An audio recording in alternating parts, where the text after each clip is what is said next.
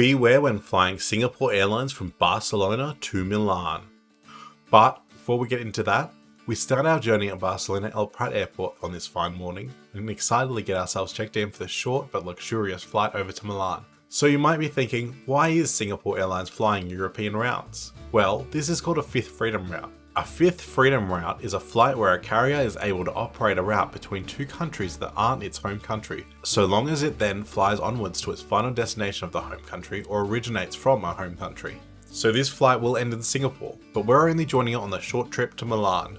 Singapore Airlines has no presence in Barcelona outside of this 5-day-a-week flight from Barcelona El Prat, but it's nice to know that Singapore has given business class travellers usage of the express line for clearing security and access to the VIP lounge in Barcelona El Prat Airport. But first, it's immigration time.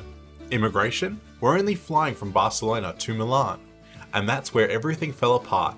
And to explain it, we need to talk about the EU. In the European Union, citizens and tourists alike can travel within the EU without having their passports stamped in and out of each country, provided the countries are part of the Schengen area. This allows for freer travel within the EU, which is a great thing.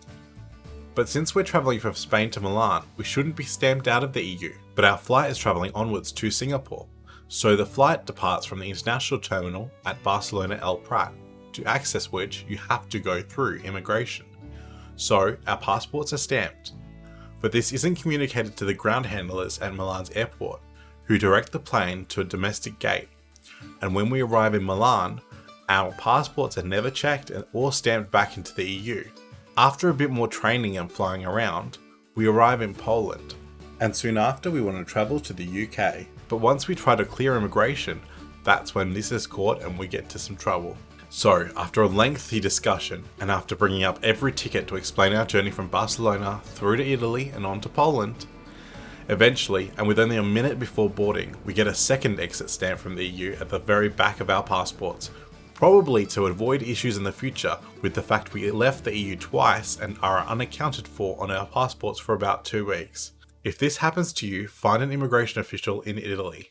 Originally, when writing the script for this lounge segment of this review, I criticised the non-working Wi-Fi and the lackluster food choices. However, when I returned later that month, it appeared that everything had been resolved. So let's ignore the fact that I'm eating a hot dog, the most substantial food that was in the lounge at the time. This lounge is comfortable and the food choices, at least in the afternoons when I returned, are quite good. It's getting closer to our boarding time, so let's head to the plane. And there's our aircraft, an Airbus A350-900 ultra long range. It feels odd seeing this aircraft amongst the Wizz Airs and Ryanairs of the world. It's much more at home amongst the Etihad, Qantas's and AirAsia's. Boarding starts late, but it's nice and orderly. I get settled into my seat, 20D. Can I just note that the Singapore Airlines staff are so much more proactive with guiding people to their seats and welcoming people than any other airlines that I've seen, including in economy. Let's start with a seat tour on what has to be my favourite airline seat, this beautiful Singapore Airlines long-haul business class seat. You've got a coat hook to your left, a beautiful large in-flight entertainment screen which you can adjust down like this, a cute little cubby, a place for your drinks, and down here there's a nice space, perfect for my bag. No need to open the overhead compartment to access my stuff. To give you an idea of how big it is, I've got a 15-inch MacBook Pro in there. On your right you have a reading light, power, USB ports as expected, and a literature holder. And there's this flap to provide you privacy from the person next to you. Of course, I'm flying with my lovely wife, so I won't be needing that at all. On the other side of the seat is the bedside lighting. A large variety of options for seat customization also are here. This wide seat is almost 1.5 times wider than a Qantas business class seat. It's phenomenal. But unlike Qantas, Singapore opts for the airbag seatbelt instead of the 3-point seatbelt, of which I think the latter is more comfortable in my eyes. While this seat folds down into a large and comfortable fully flat bed, I'm not going to be that guy who does that on this flight. So here's some footage of a previous flight of me enjoying this bed. And it's time to take off. Today's service starts with beverages. I ask for a Milo and orange juice, and after a bit of hesitation, the crew do confirm that Milo is on board. So it's nice to be able to get the Asian favourite on the other side of the globe. I could rave on for a while about the in-flight entertainment, but all you need to know is that Singapore Airlines continues to lead the pack with a wide variety of content. You won't be bored on this flight, especially considering its short time. Let's talk about Wi-Fi. Singapore Airlines included a very poor 100 megabyte allowance for business class travellers. They need to step up their game here, and between recording this video and writing this script, it appears that they have.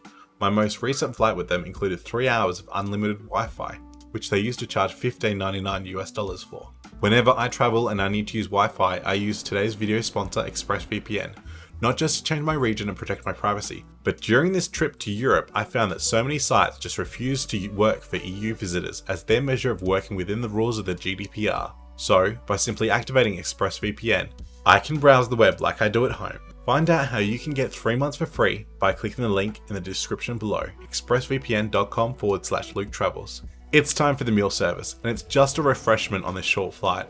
Today's refreshment is a smoked salmon sandwich with just a small salad of lettuce and olives. A surprisingly nice accompaniment. The sandwich is filled with fresh and delicious smoked salmon and a layer of cream cheese. And even though this meal is underwhelming in volume by Singapore Airlines standards, it would put many other short-haul business class services to shame. Simple and delicious. It's ironic because I had a sandwich of salmon and cream cheese on my upcoming video titled 24 Hours on the World's Worst Cruise, and it was horrific. So bad that now while I'm finalizing the script for this video, I can only think back to that bad sandwich and not the good one. It ruined salmon for me. So if you want to see what the worst cruise in Europe is like, subscribe and stay tuned for that. Time for a toilet review. With expected amenities for a long haul flight and a clean, bright bathroom, this one gets a thumbs up from me.